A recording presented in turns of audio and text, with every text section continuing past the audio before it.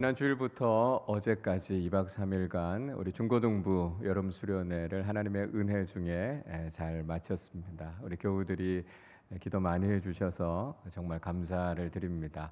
3일 동안 계속 비가 온다는 예보가 있었습니다. 행사를 진행하고 또 물놀이도 있고 여러 가지 여름 수련회 사역들을 진행하는데 날씨가 좀 뒷받침이 되지 않으면 여러 가지 불편할 부분들이 참 많았을 텐데요. 출발할 때 비가 조금 온 것 말고는 어제까지 너무 좋은 날씨 속에서 3일간 은혜 중에 안전하게 수련회를 잘 마쳤습니다. 월요일에 한번 가보니까요. 수련회 하는 장소가 너무 좋아요. 그리고 그 장소보다 더 좋은 건 우리 중고등부 아이들, 또 선생님들, 또 함께 섬겨준 우리 모든 청년들 얼마나 하나가 돼서 기쁘게 그 사역을 감당하고 있는지 보는 것만으로도 너무너무 흐뭇하고 좋았습니다.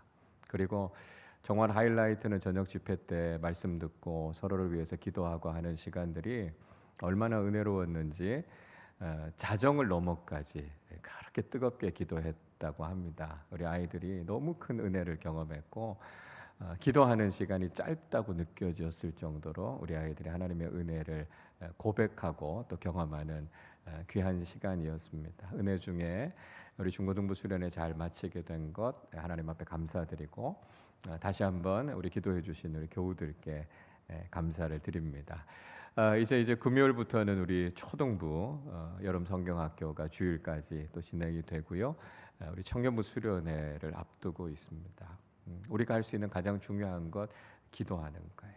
우리 자녀들이 정말 이번 성경학교 수련회를 통해서 하나님을 만나고 영적으로 새로워질 수 있는 그런 계기가 될 수 있도록 여러분 많이 기도해 주셔서 남아있는 교회 학교의 모든 여름 사역들이 하나님의 은혜 중에 잘 마무리될 수 있도록 여러분 계속해서 기도해 주시기를 부탁을 드립니다.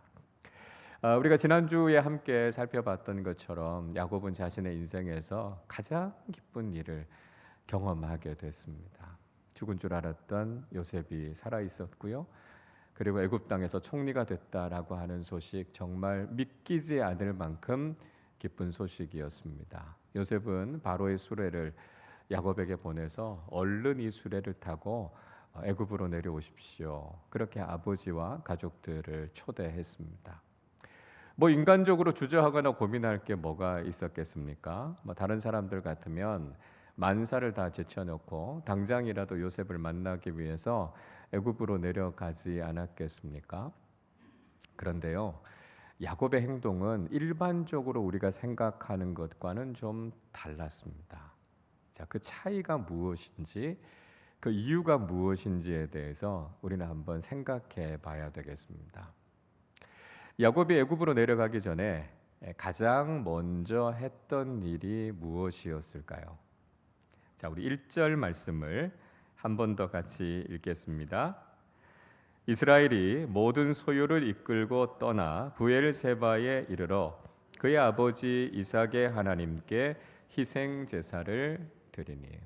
자, 야곱이 자신이 가지고 있는 모든 소유, 또 모든 가족들을 데리고 애굽을 향해서 출발했습니다. 그리고 얼마 지나지 않아서 부엘세바라고 하는 곳에 멈추었습니다. 자, 야곱이 멈추었던 이유가 무엇이었습니까? 부엘세바에서 희생 제사. 그러니까 하나님께 예배를 드리기 위해서 그곳에서 멈추었다. 이렇게 이야기하고 있습니다. 이 부엘세바라고 하는 곳은 전에도요 야곱이 하나님께 예배를 드렸던 장소였습니다. 그리고 할아버지 아브라함, 아버지 이삭도 그곳에서 예배를 드렸던 곳이었다라고 하는 것이죠. 야곱은 애굽으로 내려가기 전에 가장 먼저 하나님 앞에 예배하는 일을 했다라고 하는 것을 이야기하고 있습니다. 뭐 인간적으로 생각하면 굳이 애굽으로 내려가는 것에 대해서 무슨 고민할 게 있었겠어요? 그리고 아들이 살아 있고 애굽에서 총리가 됐다라고 하는데 뭐 주저할 이유가 뭐 있었겠습니까? 그냥 애굽으로 가면 됐죠. 그럼에도 불구하고 야곱은 멈추어 서서 부엘세바에서 하나님께 먼저 예배를 드렸다는 거예요. 이게 보여주는 게 뭘까요? 야곱의 인생의 모든 시작, 야곱의 발걸음의 모든 시작은 예배로부터 시작했다는 거예요. 야곱의 인생의 중심은 예배였다라고 하는 것을 보여주고 있습니다. 그 어떤 인간적인 생각도요, 그 어떤 인간적인 상황도 그는 앞세우지 않았습니다. 야곱에게 있어서 가장 중요했던 것은 하나님의 뜻이었고요. 내 삶의 주관자가 되시는 분이 하나님이시다라고 하는 고백이 야곱에게 있었다라고 하는 거예요. 아무리 인간적으로 좋은 일이 있어도요, 예배보다 앞설 수 없다라고 하는 거예요. 세상에 그 어떤 중요한 일이 있어도요, 하나님 앞에 예배하는 것보다 더 중요한 것은 없다는 거예요. 야곱은 바로 그걸 우리에게 보여주고 있습니다. 여러분 어떠세요? 우리의 삶의 시작이 예배입니까? 우리의 삶의 중심이 예배입니까? 세상의 그 어떤 것보다도 가장 중요한 것이 내가 하나님 앞에 예배자로 서는 것입니까? 야곱은 그걸 우리에게 보여주고 있는 거예요. 그래서 세상적인 그 어떤 것보다도 나는 예배하는 것이 가장 중요합니다. 내 인생 길에 있어서 가장 앞세워야 하는 것이 바로 하나님께 온전히 예배하는 것입니다 라고 하는 것을 야곱이 우리에게 보여주고 있는 것이죠. 자, 여러분, 그러면 야곱이 예배를 드리면서 기대했던 건 뭘까요? 하나님 앞에 예배를 드리면서 야곱이 확인하고 싶었던 것, 야곱이 알고 싶었던 것이 무엇이었겠습니까? 2절의 말씀에 보니까 야곱이 그렇게 하나님께 예배를 드리고 그 밤의 환상 중에 하나님께서 나타나셨습니다. 그리고 3절에서 하나님께서 이렇게 말씀하시죠. 3절을 보십시오. 하나님이 이르시되 나는 하나님이라 내 아버지의 하나님이니 애굽으로 내려가기를 두려워하지 말라. 내가 거기서 너로 큰 민족을 이루게 하리라. 예배하고 난 이후에 하나님께서 말씀하셨어요. 애굽으로 내려가기를 두려워하지 말라고요. 그리고 야곱의 자녀들, 그 자손들을 통해서 큰 민족을 이루게 하시겠다라고 하는 약속의 말씀을 주셨습니다. 야곱은 애굽으로 내려가면서 두려워하는 마음이 있었다라고 하는 것이죠. 그러니까 하나님께서 그에게 두려워하지 말라 그렇게 말씀하셨습니다. 자, 여러분, 야곱이 두려워하고 있었던 이유가 무엇이었을까요? 여러 가지를 들 수 있겠지만 그 중에 가장 중요한 이유는 그의 할아버지였던 아브라함이 인간적인 판단 때문에 애굽으로 내려갔다가 큰 위기를 경험했기 때문에 그랬습니다. 창세기 12장의 말씀에 보면 아브라함과 그 가족들이 하란 땅에 머물러 있었을 때 하나님께서 아브라함을 부르시죠. 그리고 가나안 땅으로 가라 말씀하셨습니다. 그래서 아브라함이 하나님의 부르심의 말씀을 듣고 가나안 땅으로 들어가게 됩니다. 근데 문제는 가나안 땅에 큰 기근이 있었다는 거예요. 그래서 경제적으로 너무 큰 어려움이 있었습니다. 그때 아브라함이 어떻게 했습니까? 인간적인 판단으로 애굽 땅에 내려가게 됐죠. 당시에 강대국이었고 세상적으로 부유한 나라였기 때문에 아브라함은 거기 가서 이 위기를 극복해 보려고 했습니다. 그랬다가 자신의 아내인 사라를 잃을 뻔한 큰 위기를 경험하지 않았습니까? 하나님의 뜻을 따라가지 않고 하나님의 말씀을 따르지 않고 인간적으로 판단해서 애굽에 내려갔다가 큰 어려움을 겪었어요. 자, 아버지 이삭에게도 하나님께서 비슷한 말씀을 하셨습니다. 이삭이 가나안 땅에 살고 있는 동안에도 역시 큰 흉년이 들게 되죠. 그때 하나님께서 창세기 26장 2절에서 이렇게 말씀해요. 여호와께서 이삭에게 나타나 이르시되 애굽으로 내려가지 말고 내가 네게 지시하는 땅에 거주하라 말씀하셨습니다. 애굽으로 내려가면 안 된다고요. 그리고 하나님께서 말씀하신 땅 그 가나안에 머물라 그렇게 말씀하죠. 이삭이 그래서 그 땅을 떠나지 않고 거기에 머물렀다라고 하는 것이죠. 사실 야곱의 상황도 비슷한 상황이었습니다. 물론 요셉이 야곱을 초대했던 건 사실이죠. 근데 지금 상황도 어떻습니까? 흉년이 들어있는 상황이었고 그 문제를 해결하기 위해서 지금 애굽 땅으로 내려가는 상황이었어요. 할아버지 때 일이 있었습니다. 아버지 때도 그와 비슷한 일들이 있었어요. 그래서 애굽으로 내려가는 것이 혹시 인간적인 판단이나 생각이 아니었겠나라고 하는 마음을 갖게 됐습니다. 근데 하나님께서 말씀하시죠. 애굽으로 내려가는 거 두려워하지 말라고요. 하나님께서 인정해 주시는 길이니까 그 길을 따라 내려가라 이렇게 말씀하고 있습니다. 여러분, 그러니까 가장 중요한 것은 무엇입니까? 하나님의 뜻이 어디에 있는가라고 하는 것이죠. 애굽으로 내려가는 이 길이 하나님께서 인정하시는 길인가, 그것이 정말 중요하다라고 하는 것을 우리가 알아야 된다라고 하는 것입니다. 여러분, 우리는요, 인간적인 판단이 아니라 하나님의 뜻이 어디에 있는가라고 하는 것을 물을 수 있어야 된다는 거예요. 그 길이 인간적으로, 세상적으로 좋아 보이는 길일 수 있어요. 그러나 그것이 하나님의 뜻이 아니라면 우리는 그 길이 잘못됐다라고 하는 것을 인정할 수 있어야 된다라고 하는 것이죠. 하나님께서 가라 말씀하시면 그 말씀에 순종해서 움직일 수 있어야 하고요. 하나님이 그 길이 아니다라고 말씀하시면 그 길을 거부할 수 있어야 된다라고 하는 거예요. 가장 중요한 것은 하나님의 뜻이고요. 하나님께서 인정해 주시는 그 길을 걸어야만 우리의 삶이 형통해질 수 있다라고 하는 것을 우리는 알아야 된다라고 하는 것이죠. 야곱의 마음속에도 애굽으로 내려가는 두려움이 있었습니다. 그러나 하나님께서 인정해 주셨어요. 그건 인간적인 판단이 아니라 하나님께서 허락해 주시는 길이었고 하나님의 뜻이었기 때문에 두려움 없이 그 길로 내려가라, 하나님께서 그렇게 말씀해 주셨다라고 하는 것이죠. 자, 여러분, 그러면 야곱이 애굽으로 내려가면서 그에게 있어서 정말 위로가 되고 정말 힘이 됐던 것은 무엇이었을까요? 우리 4절 말씀을 같이 읽겠습니다. 내가 너와 함께 애굽으로 내려가겠고 반드시 너를 인도하여 다시 올라올 것이며 요셉이 그의 손으로 내 눈을 감기리라 하셨더라.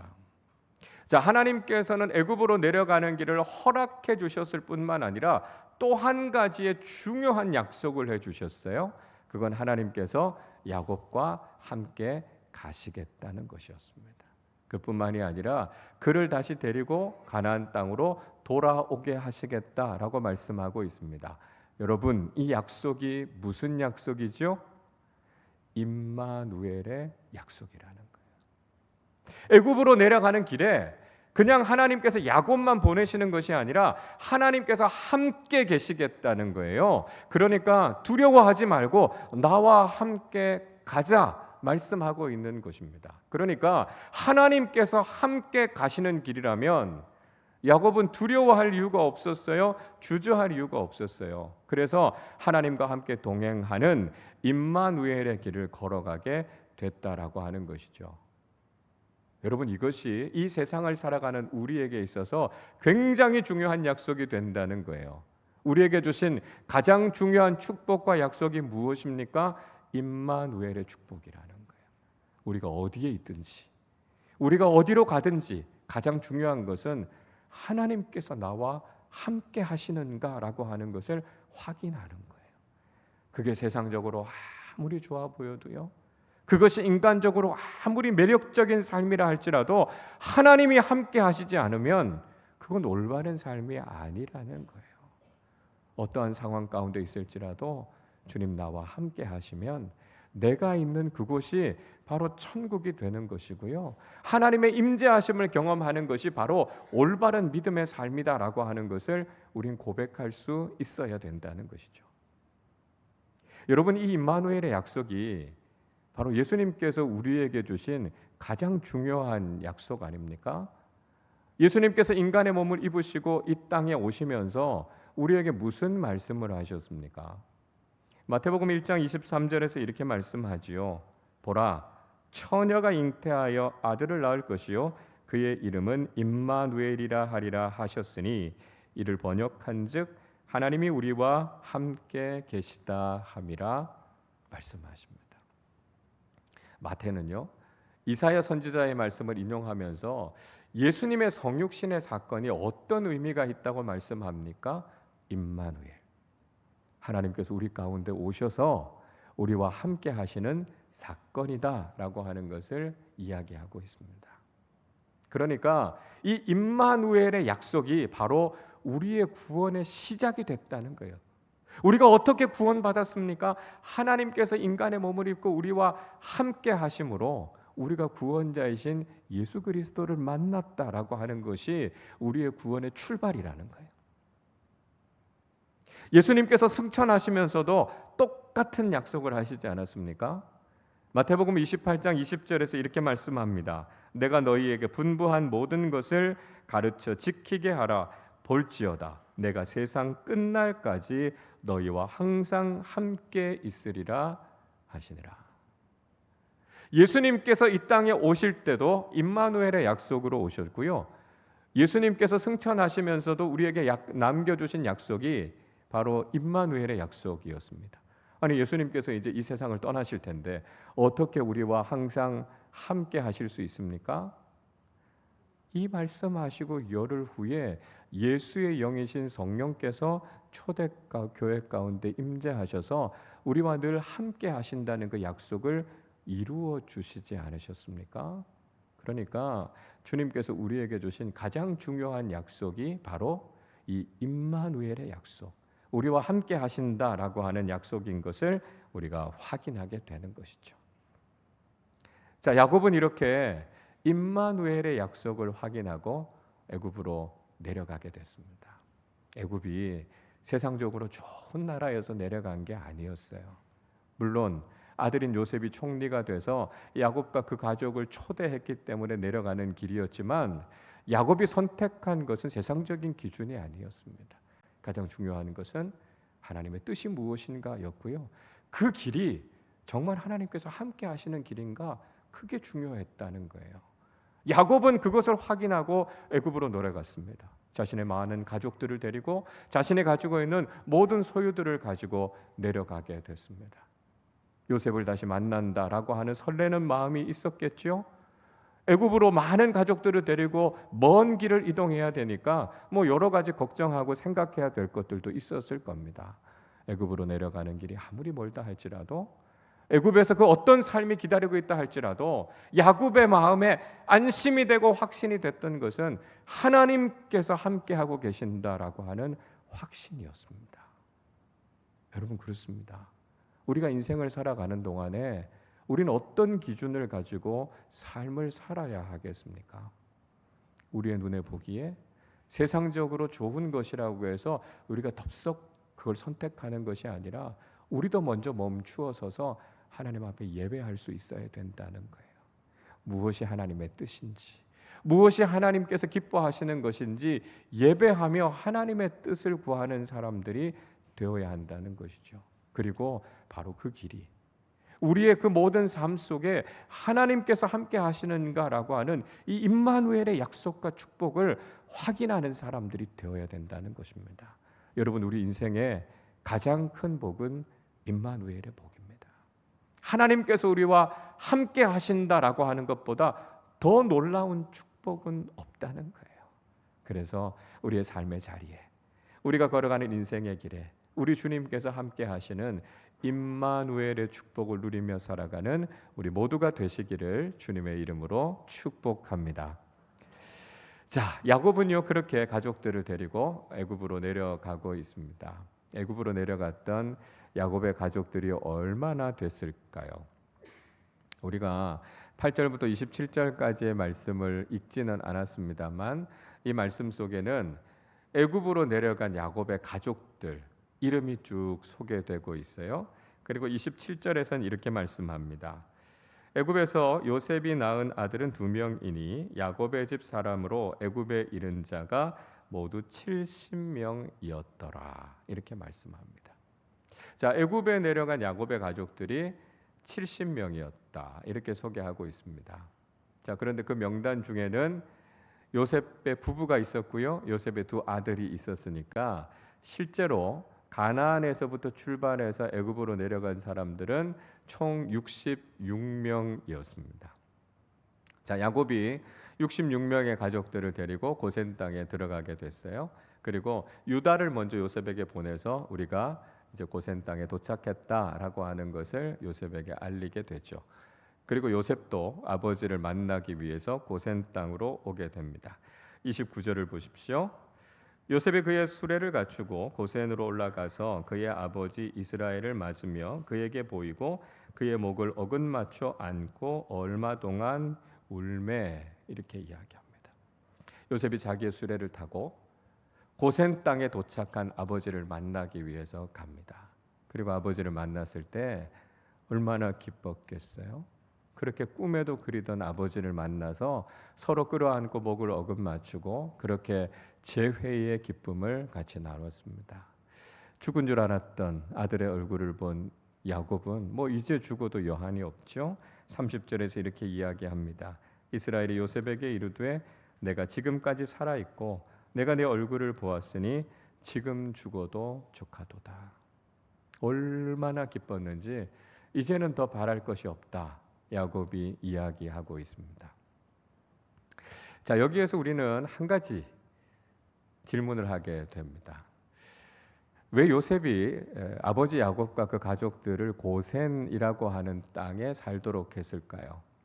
지난번에 잠깐 설명을 드렸지만 나일강의 가장 하류 지역인 비옥한 삼각주 지역이기 때문에 땅이 아주 비옥하고 좋은 곳이었기 때문에 가족들을 거기 살게 했다라고 하는 말씀을 드리기는 했습니다.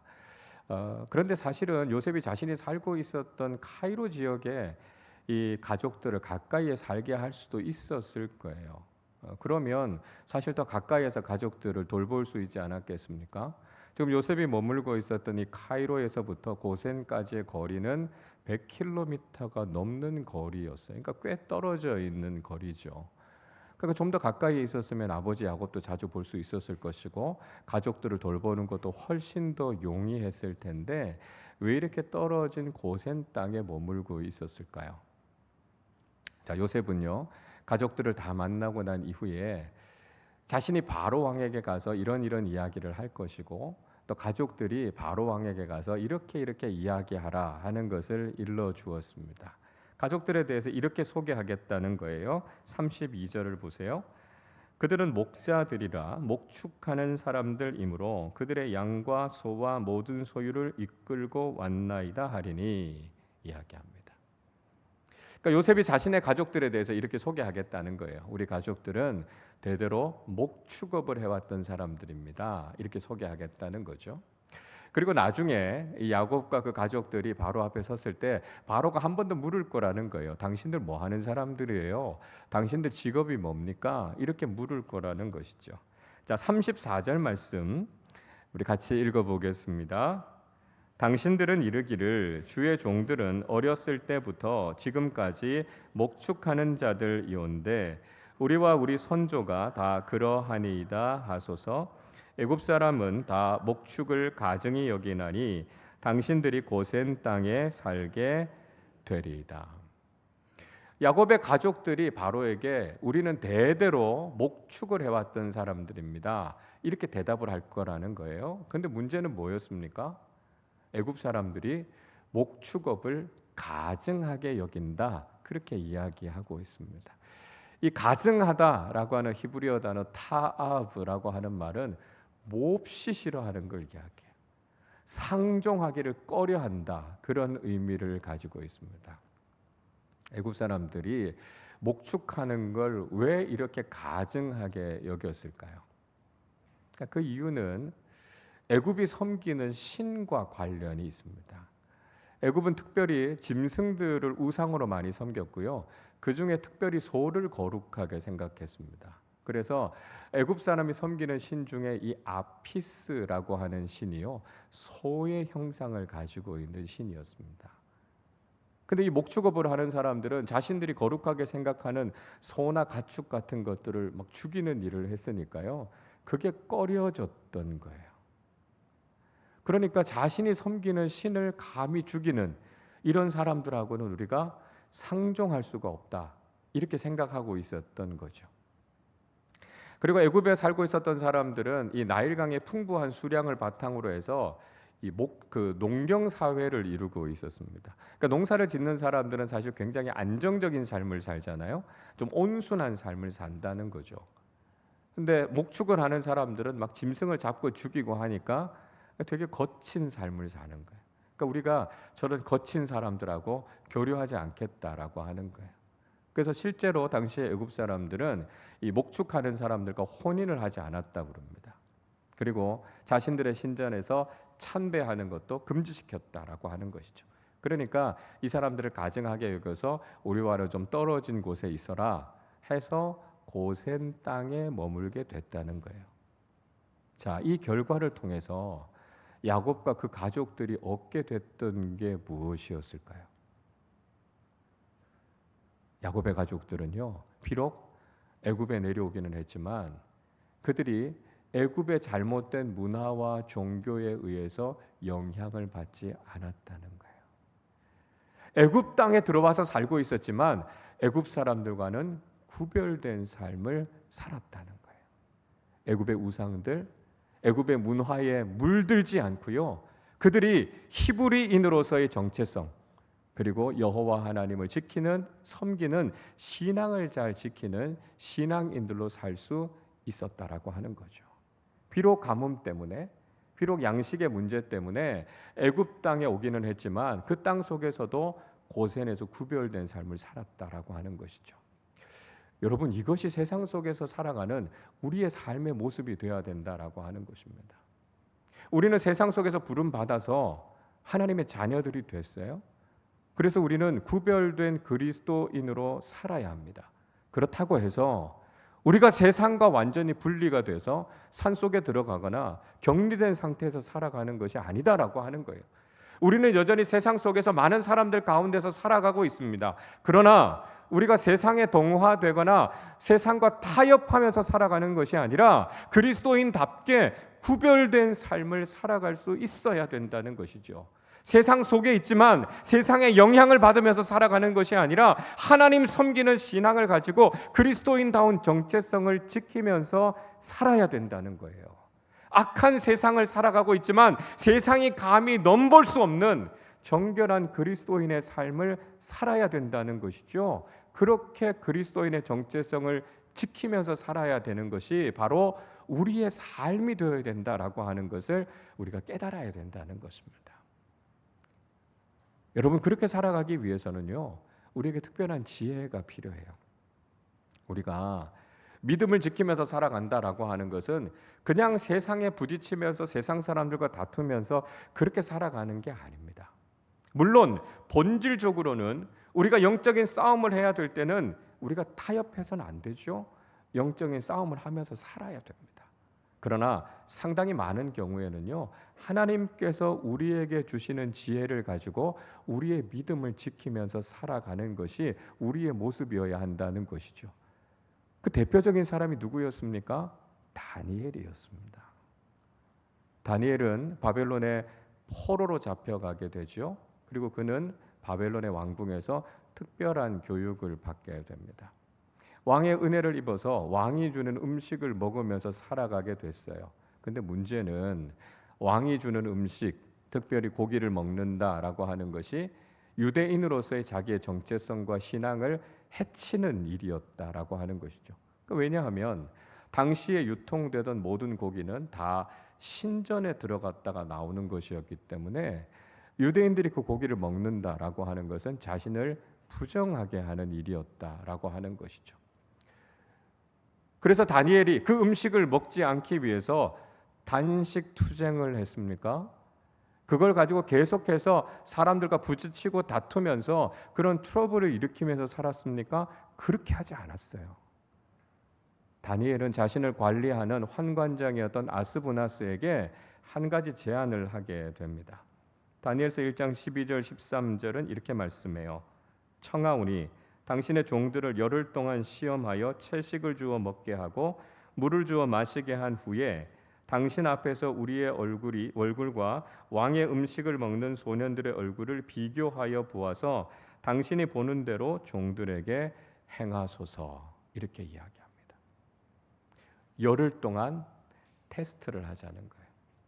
왕이 준 고기를 먹지 않고 우린 열흘 동안 채식을 하겠습니다. 그리고 나서 채식을 한 우리의 얼굴하고 왕의 음식을 먹은 소년들의 얼굴을 한번 비교해 보십시오. 지금 이렇게 제안하고 있습니다. 이 제안이요, 환관장에게는 그럴듯한 제안이죠. 왜냐하면 환관장이 두려워하고 있었던 것이 무엇입니까? 혹시 왕이 주는 음식을 먹지 않아서 이 소년들의 얼굴이 초췌해지면 왕이 심기가 불편할 거라는 거예요. 그러면 그 화가 자신에게 미치지 않겠습니까? 근데 다니엘의 이야기예요. 열흘 동안 테스트를 한번 해보자고요. 그래서 열흘 동안 우리가 채식을 먹고도 우리 얼굴빛이 좋으면 굳이 왕이 주는 음식을 먹어야 될 필요가 있겠습니까? 만약에 열흘이 지나고 나서 우리 얼굴이 보기가 안 좋으면 그때 돼서 왕이 주는 음식을 먹어도 상관없지 않겠습니까? 이야기를 한 거예요. 황관장이 그 제안을 받아들인 거죠. 그리고 채식을 했던 다니엘과 다른 사람들의 얼굴이 더 좋은 것을 보고 결국은 그걸 허락해 준 거예요. 이게 보여주는 것이 무엇이죠? 우리가 믿음을 지키면서 살아갈 때 하나님의 특별하신 지혜가 필요하다는 거예요. 예수님께서도 제자들을 세상에 파송하시면서 비슷한 권면의 말씀을 하셨어요. 마태복음 10장 16절에서 예수님께서 이렇게 말씀하십니다. 보라, 내가 너희를 보냄이 양을 이리 가운데로 보냄과 같도다. 그러므로 너희는 뱀같이 지혜롭고 비둘기같이 순결하라. 예수님께서 위험한 세상 속으로 제자들을 보내시면서 두 가지를 당부하셨습니다. 하나는 뱀 같은 지혜였고요, 또 하나는 비둘기 같은 순결함이었다는 거죠. 악한 세상 속에서 그리스도인으로 살아가기 위해서, 세상 속에서 예수 그리스도의 제자로 살아가기 위해서 우리에게 필요한 것은 특별한 지혜와 순결함을 같이 갖고 있어야 된다는 거예요. 믿음을 가지고 있다고 해서 무조건 세상과 부딪히는 것이 아니라 하나님께서 주시는 특별한 지혜를 가지고 우리의 믿음을 잘 지켜나가는 것, 이 악한 세상 속에서 우리가 잘 대처해 나가는 것이 우리에게 필요하다라고 하는 것을 말씀해 주고 계시는 것이죠. 여러분, 우리는 오늘 야곱이 애굽으로 내려가는 이 과정을 통해서 중요한 교훈을 얻게 됩니다. 우리의 삶에서도 가장 중요한 약속, 가장 큰 축복은 임마누엘의 축복입니다. 우리가 삶의 길을 선택할 때 인간적인 기준, 세상적인 관점에서 선택하는 것이 아니라 그 길을 하나님께서 인정해 주시는가, 하나님께서 우리와 함께 하고 계시는가, 그것이 가장 중요한 기준이 되어야 한다는 것입니다. 그 어떤 상황이라 할지라도, 그 어떤 인생길이라 할지라도 하나님께서 우리와 함께 하시겠다고 약속하면 우리는 두려움이 없이 믿음으로 그 길을 걸어갈 수 있게 된다는 것이죠.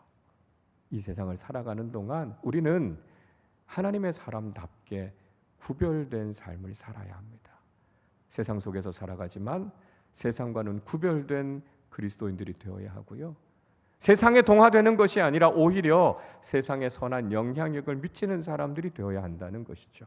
그러기 위해서는 하나님께서 우리에게 주시는 특별한 지혜와 믿음의 순결함을 지키는 하나님의 사람들이 되어야 한다는 것입니다. 세상 끝날까지 우리와 함께 하시겠다고 약속하신 주님과 함께 늘 믿음으로 동행하는 삶을 사시고 하나님께서 주시는 지혜와 순결함을 가지고 이 세상에서 구별된 하나님의 자녀답게 살아가는 복된 믿음의 사람들이 되시기를 주님의 이름으로 축원합니다. 우리 시간 함께 찬양하고 기도하겠습니다. 하나님, 우리와 함께 하시겠다고 약속하신 이 임마누엘의 약속이 날마다 우리의 삶에 충만하게 해 주십시오. 하나님, 우리에게 가장 중요한 것, 하나님께서 나와 함께 하신다는 이 사실입니다. 임마누엘의 약속을 믿고 두려워하지 않고 담대하게 믿음의 길 걸어가게 해 주옵소서. 고백하며 찬양하겠습니다. 임마누엘, 임마누엘,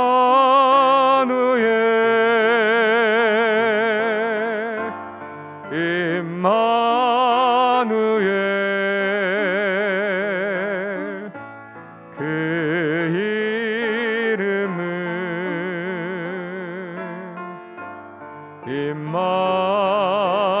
임마누엘, 우리와 함께하네, 우리와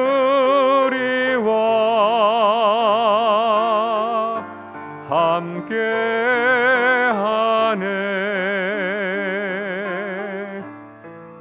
예수님은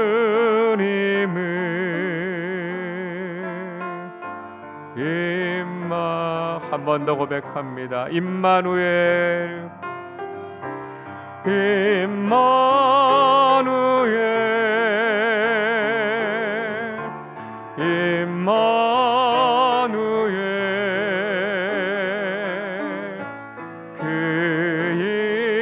이름은 임마누엘.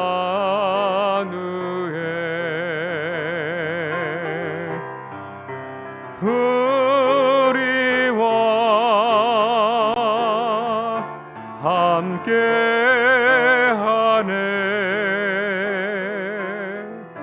예수님은.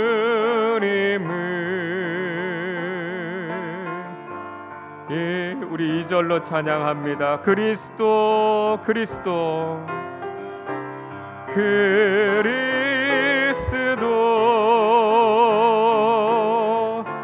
그리스도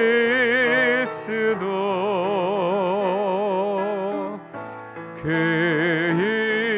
이름은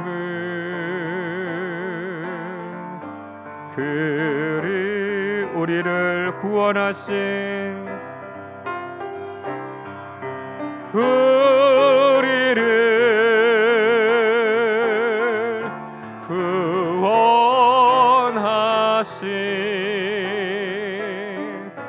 그 이름은 그 그리스도 그리스도 그리스도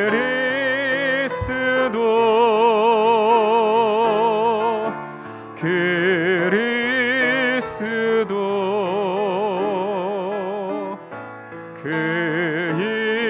이름은 그리스도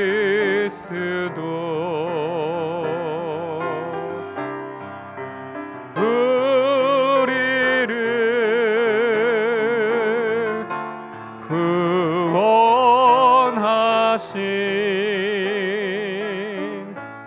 그 이름은 그리스도.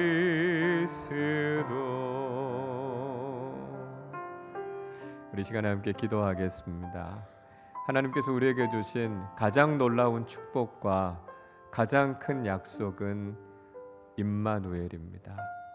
내가 불 속에 있어도, 내가 물 가운데를 지날 때도 내가 너와 함께 하겠다 말씀하신 임마누엘의 하나님이 있기에 우리는 오늘도 담대하게 이 믿음의 길을 걸어가게 됩니다. 야곱이 애굽으로 내려간 것은 그저 세상적으로 좋았기 때문에, 사랑하는 아들이 기다리고 있었기 때문이 아니었습니다. 그 길을 걸어가는 것이 하나님의 뜻이었고, 임마누엘 하나님께서 함께 하시겠다고 약속하셨기 때문에 그 길을 걸어간 것입니다. 여러분, 이것이 우리의 선택의 기준이 되어야 합니다. 하나님께서 함께 하시는 길이면 주님 그 길을 걸어가겠습니다. 주님을 찬양하면서 그 길을 걷겠습니다. 그리고 이 세상을 살아가는 동안 세상의 마음 빼앗기지 않고 세상과 구별된 참된 그리스도인으로 살겠습니다.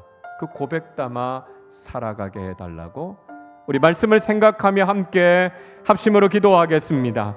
하나님 아버지, 감사합니다. 오늘 말씀을 통해 우리에게 주신 가장 귀중한 약속이 무엇인지, 가장 놀라운 축복이 무엇인지를 깨닫게 해주셔서 감사합니다.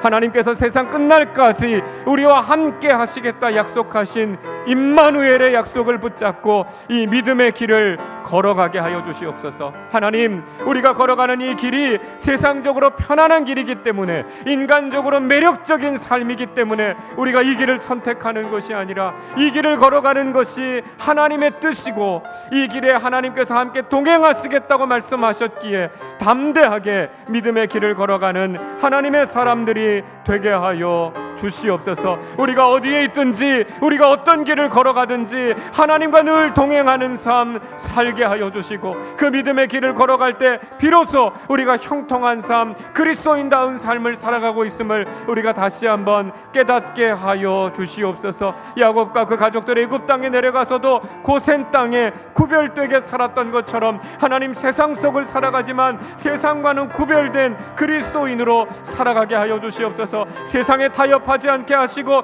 세상의 문화에 동화되지 않게 하여 주시고, 세상과 구별된 하나님의 사람답게 이 땅을 살아가게 하여 주시고, 오히려 세상의 복음으로 선한 영향력을 미치며 세상을 변화시키는 하나님의 사람들로 살아가게 하여 주시기를 간절히 소원합니다. 그래서 이 땅을 살아가는 동안 하나님 주시는 특별하신 지혜와 믿음의 순결함을 가지고 세상과는 다른 삶을 살아 하나님께 영광이 되는 구별된 그리스도인의 삶을 살아가는 우리 모든 교우들 되게 하여 주시옵소서. 세상이 아무리 유혹한다 할지라도 하나님, 우리가 세상의 편에 서지 않게 하여 주시고 하나님의 자녀답게 살아가게 하여 주셔서 주님을 기쁘시게 하는 믿음의 사람들로 이 길을 걸어가게 하여 주시옵소서. 하나님께 영광이 되는 삶 되게 하여 주옵소서.